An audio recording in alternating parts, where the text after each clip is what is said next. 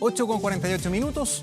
La Organización de Naciones Unidas para la Alimentación y Agricultura lanzó una nueva estrategia para ir en ayuda de 100 territorios marcados por la pobreza y el hambre.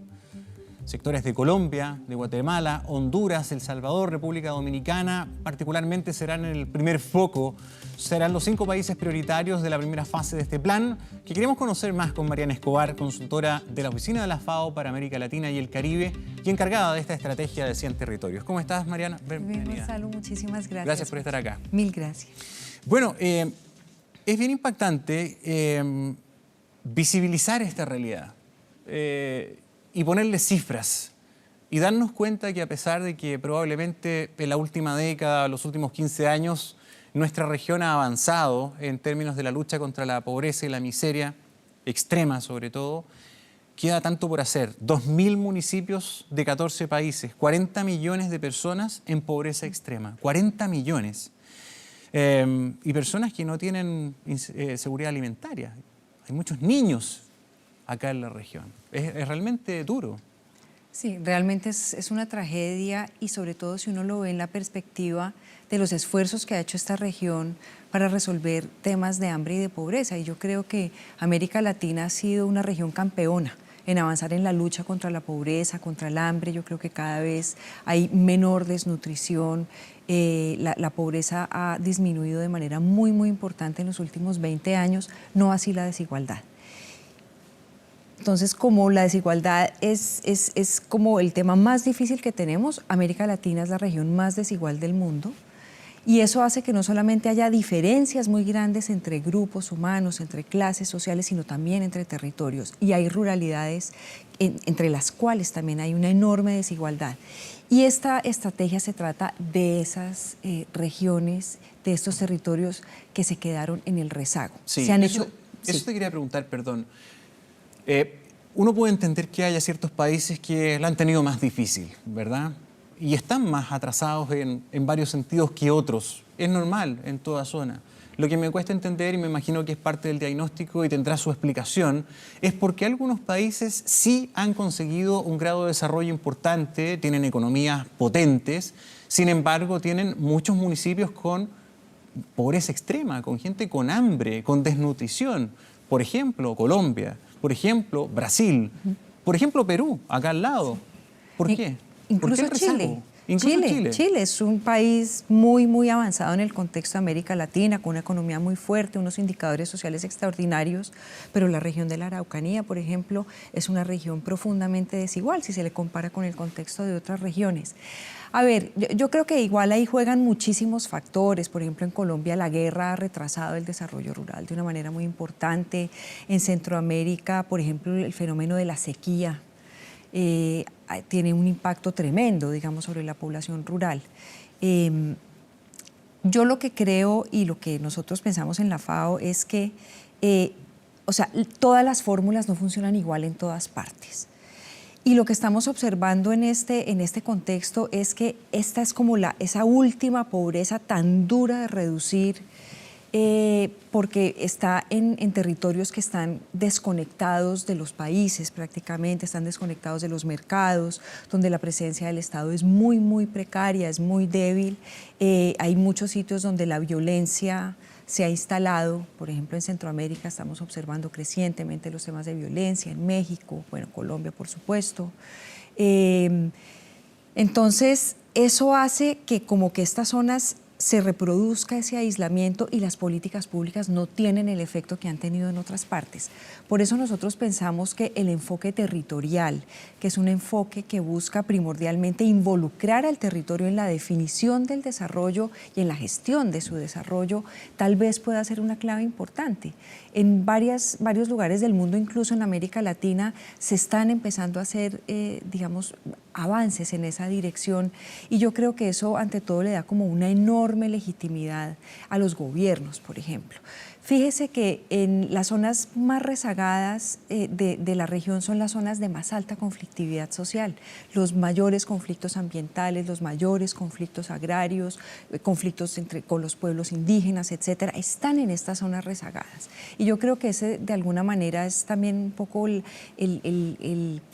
como el diagnóstico de que algo no está funcionando bien. Hay una desconexión enorme entre los gobiernos y los territorios. Entonces yo creo que hay que hacer un trabajo muy importante por acercar a los gobiernos con los territorios. Hay que hacer unos diálogos muy importantes en torno al desarrollo. Yo creo que la gente en los territorios, a pesar de la pobreza, a pesar de las condiciones tan precarias de vida, nosotros creemos que hay una enorme inteligencia social en los territorios. Yo creo que las comunidades conocen mejor que nadie el territorio, entienden mejor que nadie sus necesidades y en esa medida pueden contribuir enormemente a ayudarle a los gobiernos a encontrar las salidas a esos problemas. Sí. De los 40 millones de personas que están en este núcleo duro de pobreza extrema, 20 millones por lo menos están en ruralidad. Exactamente. Y de ese grupo importante de 20 millones, muchas son mujeres, muchos son indígenas. Exactamente. O muchos son afrodescendientes. Exactamente. Es un poco la característica.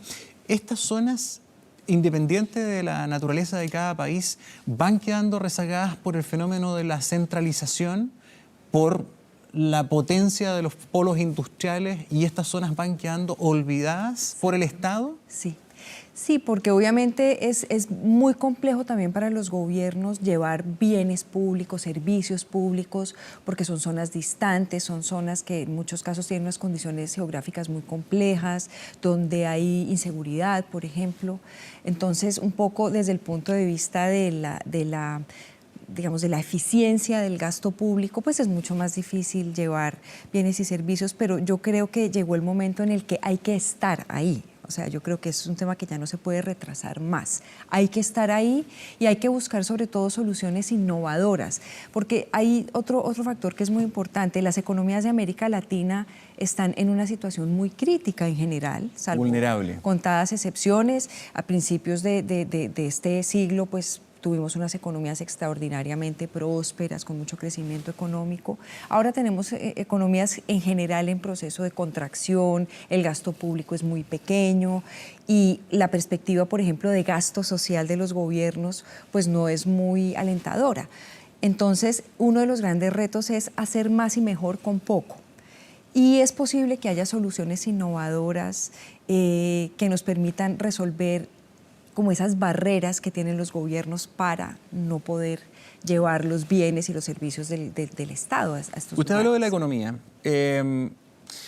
Cuando las economías se desaceleran, la población que más sufre es esta. Por supuesto. Porque el gasto social de inmediato se aprieta y esta población es extremadamente sensible a las variables económicas. Por supuesto. Ese es el contexto y ese es el escenario para todos nuestros países. La pregunta es, ¿qué soluciones innovadoras, para dar un ejemplo práctico, podrían servir para traer al futuro, o más bien al presente, a esa parte de las sociedades que se quedó congelada en el tiempo, que vive un mundo de hace medio siglo? Porque no pretenderemos empezar a echar a andar reformas agrarias Sí, que fueron soluciones en su tiempo. de acuerdo. ¿Qué puede ocuparse hoy día para aceleradamente traerlos al presente? A ver, yo creo que hay como 3 temas en los que hay que insistir. A ver, el primer tema es el tema de la coordinación. La coordinación es uno de los temas más complejos. Yo trabajé muchos años en el sector público en mi país y entiendo los problemas de coordinación. Mira, los problemas de la ruralidad no los pueden resolver ya solamente los ministerios de Agricultura o las secretarías de Agricultura. Yo creo que los problemas son tan grandes y son tan múltiples que se necesita casi del concurso de todos los sectores: la salud, la educación, la vivienda, el medio ambiente, la agricultura, Parecido a el lo que está desarrollo haciendo social. acá el plan actual con Exacto. desarrollo social, pero que de otra manera en la Araucanía van a trabajar con carteras de otra naturaleza: salud, educación, Exactamente. obras públicas, porque hay que ser agua, caminos. Claro, en fin. porque además la pobreza es multidimensional. La pobreza no solamente tiene que ver con el bolsillo de las familias, sino tiene que ver con esas otras dimensiones. Entonces, hay unos problemas muy grandes de coordinación. A veces el Ministerio A no conversa con el Ministerio B porque hay una persona en una oficina del Ministerio A que no quiere hablar con otra persona. Y esos del son los ministerio. problemas internos de la Y esos son los burocracia. problemas, exacto. Y no son problemas muy complejos, digamos. Yo creo que usted cuando entra puede hacer como operaciones, digamos, quirúrgicas muy puntuales y usted puede ir resolviendo esos cuellos de botella.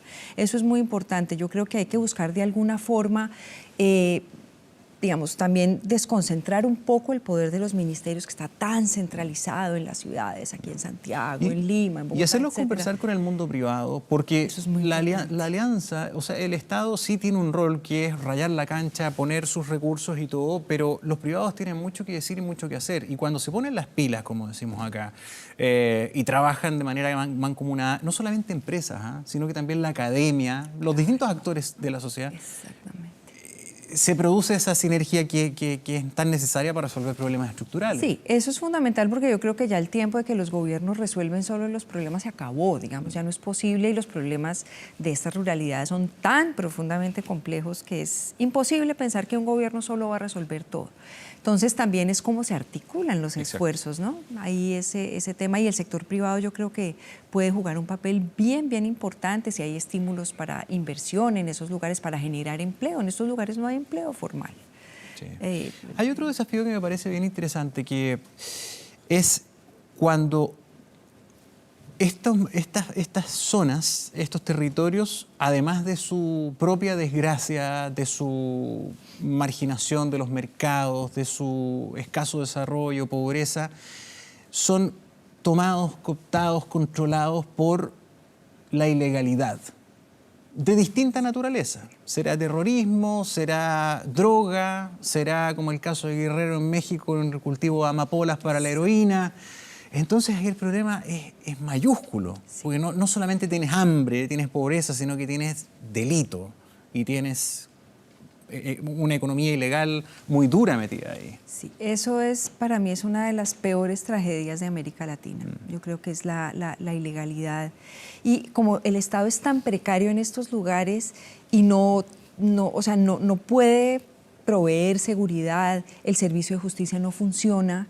No en todos los países ocurre, esto también es muy importante, pero hay unos países en los cuales se han generado unas condiciones en las cuales han surgido o actores armados irregulares, tipo guerrillas, bueno, el caso de Colombia, lo que tuvo Perú en una época, los conflictos en Centroamérica, o simplemente una irrupción de grupos de crimen organizado como el narcotráfico, que es como la gran tragedia mexicana. En Colombia hay una mezcla de las dos, que es lo que ha hecho que la guerra como que parezca que nunca se va a acabar. Y cuando usted tiene un actor armado, el actor armado es quien controla el territorio, entonces la gente, además del hambre y la pobreza, está con un fusil en la sien permanentemente, y su única forma de subsistir es a través de las economías ilegales, y eso está generando unas crisis no solamente sociales, sino unas crisis ambientales muy profundas: la tala de bosques, el tráfico de especies, maderas, animales, la producción de coca y de amapola y la minería criminal. Son realmente una devastadora tragedia ecológica. Sí. Sí. Otra tragedia que tiene mucho que ver, me imagino yo, con el fenómeno de la pobreza o de la pauperización territorial es el cambio climático. Sí, sí. Llevémoslo a la sequía. Sobre todo si pensamos en el mundo rural, yo me imagino que, como acá estamos viviendo periodos de larga ausencia de precipitaciones, toda esa gente se queda de brazos cruzados. De acuerdo. Y el problema es que es como que es muy difícil para los gobiernos tomar la delantera y fortalecer, por ejemplo, a las comunidades rurales, a los gobiernos locales, para efectos de ser más resilientes frente a los efectos del cambio climático y para prepararse y adaptarse a estos riesgos del cambio climático. A las nuevas tecnologías que se pueden utilizar, necesitan apoyo. Claro, y ahí hay unas barreras de acceso a eso muy profundas. Hay un caso dramático que es el caso del corredor seco en Centroamérica, que va como desde Nicaragua, muere en México, pero es muy crítica la situación en Honduras, Guatemala y Salvador. Y una de las causas de migración también está asociada a las familias, a las comunidades que viven, que son básicamente comunidades indígenas, en estas zonas del corredor seco donde como que nunca volvió a llover y nadie sabe cuándo va a volver a llover. Es que esa es la preocupación, que no es un proceso breve. Exacto. La proyección es que esto sea increciendo.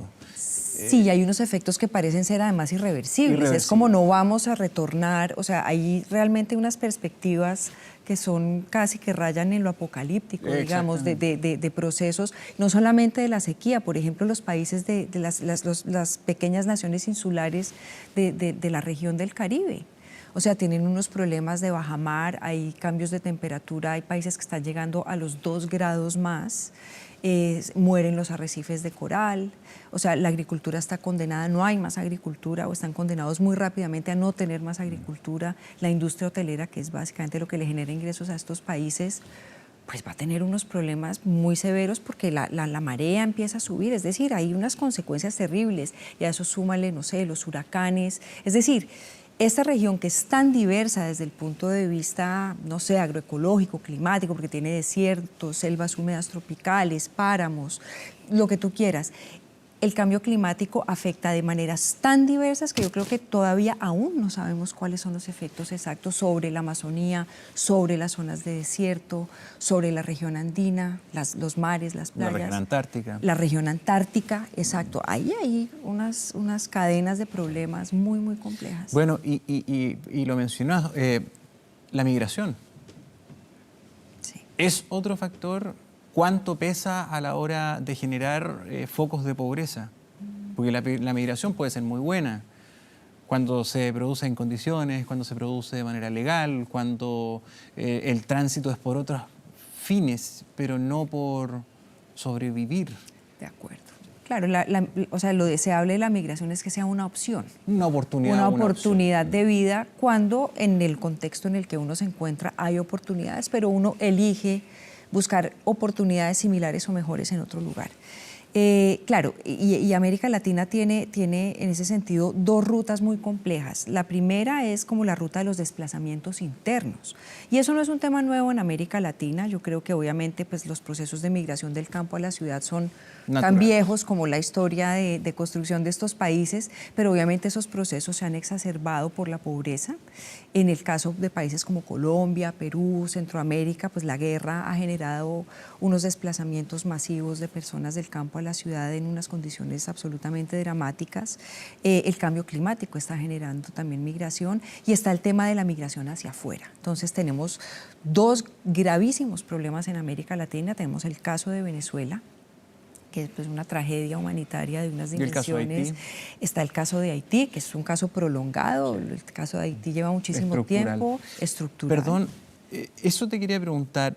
Acá veo que los 5 primeros países prioritarios para esta política, para este programa, no está Venezuela y no está Haití. ¿Por qué no? A ver, hay como dos temas. Las condiciones de Haití y de Venezuela son, digamos, distintas a la del resto de los países. Haití es un país pues, que está en una situación de crisis prolongada. En Haití la discusión no es cuáles son los territorios más vulnerables, no. Haití es un país en un estado altísimo de vulnerabilidad, en una situación prolongada, y los instrumentos, digamos, de estabilización para un país como Haití, y yo creo que de alguna manera aplica para Venezuela, son instrumentos distintos. Hay unos instrumentos, digamos, de apoyo humanitario de emergencia, unos instrumentos de estabilización, aunque obviamente Haití lleva muchísimo tiempo en esa situación y como que no logra, y hay unos problemas, digamos, de colapso de las instituciones, digamos, es un problema muchísimo más profundo que hay que abordar desde otra perspectiva. Indudablemente en algún momento la estrategia tendrá que entrar a Haití, pero tiene que acompañar o ir detrás de otros esfuerzos, digamos, de otra naturaleza. Y en el caso de Venezuela, yo diría que de igual manera, obviamente tenemos a los países en el radar. Hay delegaciones de la FAO, hay funcionarios que están a cargo, pero obviamente son contextos completamente diferentes y los instrumentos más urgentes son de otra naturaleza, más distinta, que mejorar la ejecución de la política pública, que es lo que nos ocupa de alguna manera en el tema de 100 territorios. Hacer mejor y más efectiva y más creativa la política pública, resolviendo problemas concretos. No diseñar más política ni hacer más leyes, hay que hacer y hay que acompañar mucho la participación del territorio en la definición de su desarrollo, en la gestión de su desarrollo, ayudar a mejorar los canales de comunicación entre los territorios y los gobiernos, que suelen ser como muy conflictivas, pero que esperamos mover. Creo que necesitamos necesitamos mucha información, tener más información, mejor información para actuar mejor. decir, ahí tenemos muchos retos, pero esos retos son muy distintos a los retos que en este momento demandan contextos como el venezolano y el haitiano. Muy bien, Mariana Escobar, muchísimas gracias por venir esta No, mañana. a ti, muchísimas Éxito gracias en por el la plan. invitación. Excelente, muchísimas venir. gracias. Buen día.